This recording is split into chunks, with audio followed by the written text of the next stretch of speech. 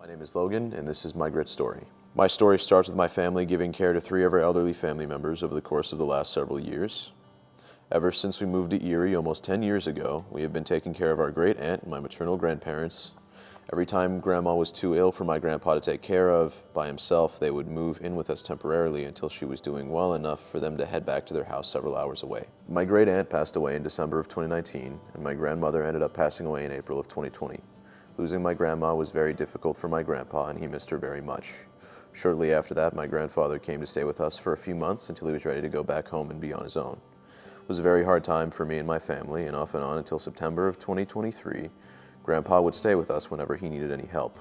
I would often talk to him and read him a couple of books because he was legally blind and enjoyed listening to the stories.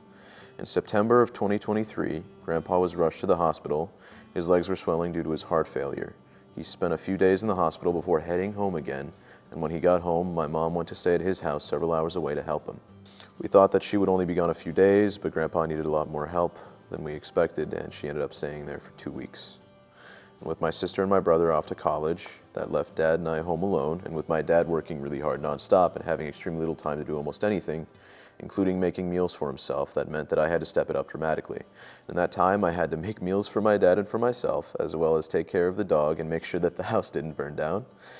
Being on my own for as long as that took was much harder than I thought it was going to be, and I was able to learn and grow a lot as a person. After the 2 weeks, Grandpa went back to the hospital, and Mom again was gone almost every day until late at night. In November, he was sent home from the hospital on hospice. I was able to spend a day with him talking and making a few jokes before he passed away peacefully 3 days later. This whole experience was one more step in my journey to grow up. We try not to be sad about what happened, and instead we look forward to what the future might bring and enjoy life. I hope you all can also find moments to help you grow in your own journeys, and thank you all for listening to my story.